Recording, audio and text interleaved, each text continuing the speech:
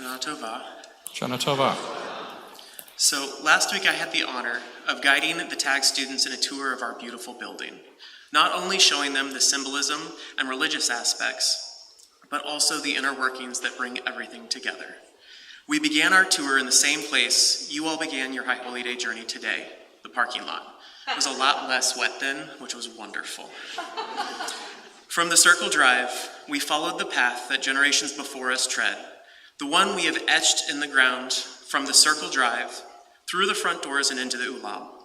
We continued beyond the metal poles, which, by the way, are more than just children's entertainment, and past our heritage Torah and into the sanctuary. I took our students through this experience, this tour that I have led countless classes on before, because I want the students to know everything there is to know about Beth Torah. This is the synagogue where my siblings and I grew up, the place that my nieces are growing up, and the place I want all our students to feel just as at home as I, helping continue the legacy of Beth Torah. Judaism is strongly rooted in legacy and preparing the next generation to step into leadership. We honor this legacy in many ways throughout our traditions, sometimes metaphorically, other times physically.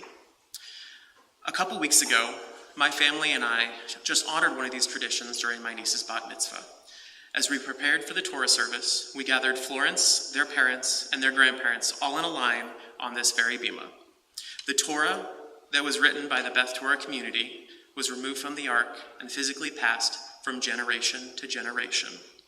For my family, this was passing on our Jewish heritage and our Beth Torah legacy.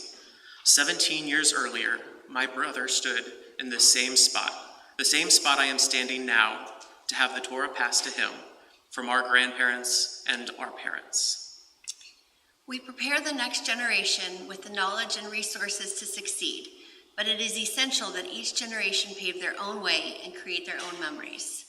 Thinking back to when I was a kid, this immediately transports me back to the early days of our religious school, sitting in those iconic blue chairs from the early 90s that I won't let Damien and Zach throw away. As a student, I was living history. Beth Torah had just been formed, and Rabbi Steve Bernstein created the religious school we all know and love. With a guitar in hand at the front of the room, he would lead us in our Sunday morning tefillah, teaching us Torah and telling us stories. He built the foundation and laid the groundwork for what has become our Weiner Religious School and the Shavua Tov Family Tefillah led by Leslie and Sarah. We learned Torah and prayers from Rabbi Levin and Rabbi Bernstein without even realizing it, helping us prepare for our Jewish futures. If you were to walk into the Weiner Religious School wing now, you would find 2, soon to be 3, confirmation pictures directly across from each other. The picture of me, looking over to my daughter Emma, and soon my son Jack's pictures. Although my experience did not include this building, so many things have stuck around from my era. Those blue chairs that we all loved and held dear were moved from building to building until they were found their way here at our building dedication in 1996. Since then, so many Beth Torah members, including Emma and Jack, have sat in those same chairs and developed a deep attachment to this community and building as a second home. As you can imagine, Mickey and I have spent a tremendous amount of time in our second home here, especially over the last year. We have found places and seen things we never knew existed before. Things I had dreamed about as a kid here at Beth Torah have become a reality, such as exploring the roof, not once, not twice, but 3 separate times. Please don't tell Damien. Just last week, we ran across a book of pictures and newspaper clippings from our history, and it was just sitting out in plain sight. This is the book that told the story of Beth Torah's inception through its first couple of years. From our religious school students planting trees out in our parking lot and in the backyard to help provide beautiful shade, and to our community leading social justice programs across the community. This book has it all. We found pictures of members that are in this room today, as well as Rabbi Bernstein from long ago. In a day and age when so much in the world feels wrong, now more than ever, we need to reconfirm our faith and belief in the future of Judaism, our relationship with our heritage, our congregation, and our community. We are continuing our search for the next senior rabbi and the future officers of our Board of Trustees. As our search progresses, we are excited to continue with our beautiful, meaningful services, our engaging programming, and our important social justice initiatives. But even in our successes, we acknowledge that we can improve, which is why we are elated about bringing Rabbi in Residence, a real blast from our past. From November to February, we cannot wait for our community to experience time with Rabbi Steve Bernstein. With his participation in religious school services and sharing his experiences of living in Israel after October 7th with all of you. With Rabbi Bernstein's help, we look forward to honoring our past while staying relevant to today. To help build a strong future, we are building on the accomplishments of our last year. Through your generosity and countless hours of work from our staff, we were able to achieve so much. Together, we purchased a new refrigerator and freezer for our kitchen, which keeps our amazing Nosh treats prepared by the baking group fresh for our community. We upgraded the lighting throughout the building to use LEDs to improve efficiency, save on our utilities, and bring light to every nook and cranny. After our amazing bookkeeper's retirement, we hired an external bookkeeping company and upgraded all of our databases, transitioning from membership management to EasyShul and from QuickBooks Desktop to QuickBooks Online. Although transitions like these can be strenuous, the benefits are tremendous. EasyShul will help keep our community connected with the much requested membership directory, and QuickBooks Online will continue to bring us transparency and ease that we need around our finances. Over the next year, we have many more items on our to-do list to accomplish. We recently were awarded $200,000 by the Department of Homeland Security for security improvements to our building. This includes ballards in the Circle Drive entrance, increased security camera coverage, and so much more. This phenomenal accomplishment helps make our religious home safe and secure, working to build a stronger community month after month and year after year. Working in the world of healthcare finance, I learned long ago that you were only as good as your last month end. What this means is that we need to do what we did last year again and again. Our year-over-year membership grew for the first time in over 10 years. And when Zach and I reviewed our membership list, just off the top of our heads, we can picture seeing at least 55% of you at least once over the last year. That might not seem like a win, but from a nationwide perspective and from years prior, that shows a significant increase in involvement in Reform Judaism today.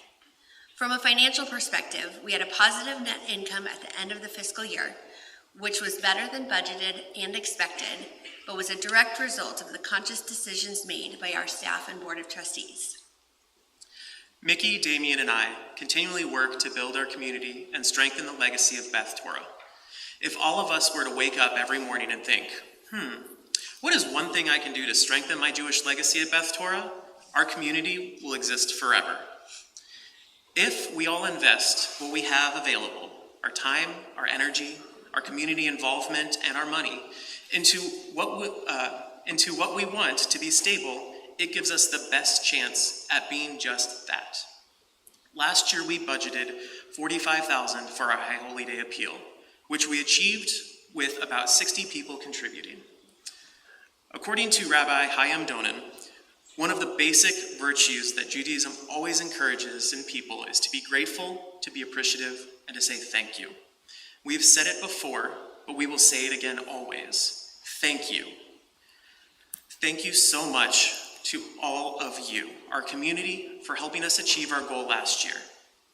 This year, we have budgeted the same amount for our appeal, but Mickey and I have a stretch goal in mind, and I'm hoping you all will help us achieve this goal. This year, we would love to break the 50K mark. This High Holy Day appeal contributions directly support our operating account, the funds that keep our synagogue functioning. To name a few things, this account supports our staff, which is the hardest working staff that I've ever seen. It helps provide professional development to them. It helps for all the programming expenses for the wonderful programs we experience here at Beth Torah.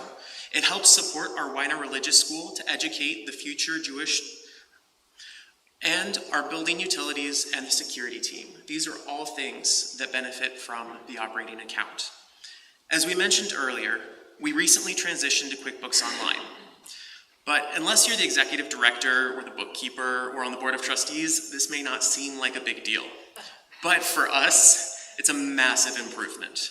It means we can close the books quicker and cleaner, providing accurate and transparent monthly numbers for our finance committee to discuss every month. From our finance committee, the numbers are then presented to our executive board and board of trustees, ensuring the money that we have is used appropriately and effectively. If you are ever curious how our finance committee or our board of trustees meetings work, feel free to join us. I promise it will not land you a spot on the committee, or a role as committee chair, or a position on the board, or even elected as president, unless you would like that. If you would like to jump up into leadership, reach out to us. But it will help bring an understanding of the inner financial workings at Congregation Beth Torah. If you have not contributed to the High Holy Day campaign before, we ask that you pick up one of the cards on your way out and consider helping build our community's legacy.